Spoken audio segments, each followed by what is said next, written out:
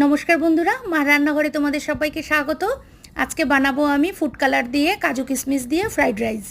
দেখো, প্রথমে কড়াইতে আমি ঘি দিয়ে দিয়েছি, ঘিটা গরম হয়ে গেছে। এখন দিয়ে দেবো কাজু বাদাম এবং কিশমিশ।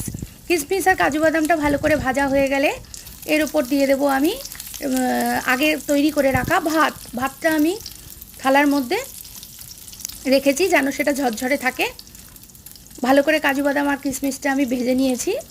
এরপরে আমি সেই থালাতে তৈরি করে রাখা ভাত এর মধ্যে আমি দিয়ে দেব। দেখো, আমি ভাতটা এর মধ্যে দিয়ে দিলাম।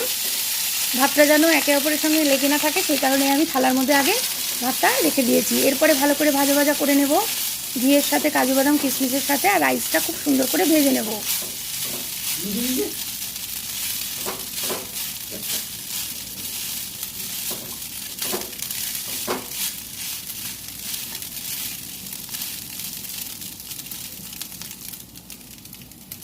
এরপরে দিয়ে দিচ্ছি আমি ফুড কালারটা দিয়ে দেওয়ার পর ভালো করে রাইসটা আমি সমস্ত ফুড কালারের সাথে রাইস ভালো করে মাখিয়ে নেব।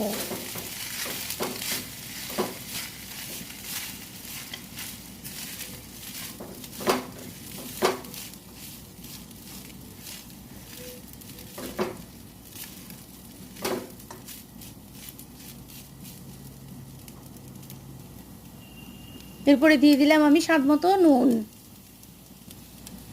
তারপরে দিয়ে দিলাম প্রয়োজন মতো চিনি। এবার চিনি আর নুন আর রাইস সম্পূর্ণ ভালো করে ভাজা ভাজা হতে দেব।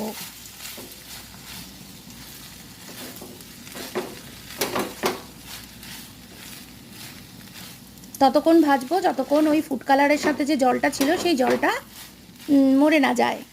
ভাতটা একদমই ঝরঝরে হবে, তখনই আমি রাইসটা নামাবো। দেখো, আমি 10 মিনিট মতো রাইসটা ভালো করে ভেজে নিলাম।